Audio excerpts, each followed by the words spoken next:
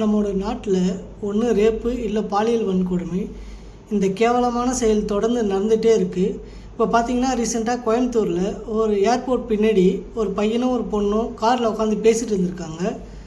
அங்கே வந்த ஒரு 3 போதை ஆசாமிங்க அந்த கார் கண்ணாடியை உடைச்சிட்டு அந்த பொண்ணை தூக்கிட்டு போயிட்டு ரேப் பண்ணிகிட்ருக்காங்க.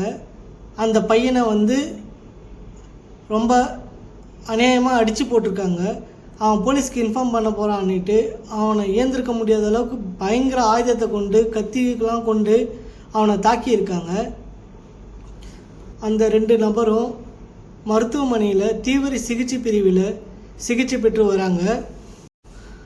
முடிந்த அளவுக்கு எல்லா கிரியேட்டர்ஸும் இந்த விஷயத்தை எடுத்து பேசுங்க. அதிக அளவு இந்த விஷயம் ரீச் ஆச்சுன்னா அந்த தவறுகள் செஞ்ச நபர்களுக்கு விரைவான தண்டனை வழங்க வேண்டும். அதுவும் மிகவும் கொடூரமாக இருக்க வேண்டும். ஏன்னா இந்தமாரி பாலியல் வன்கொடுமை தொடர்ந்து நடந்துட்டு இருக்கும்போது நமக்கு ரொம்ப கஷ்டமாக இருக்குது இந்த நியூஸ் எல்லாம் கேட்குறதுக்கு. ஆகையால் இது எல்லாருக்கும் பகிர்ந்துட்டு இதுக்கு என்ன தண்டனை கொடுக்கலான்ட்டு நீங்களே கமெண்ட் பண்ணுங்கள்.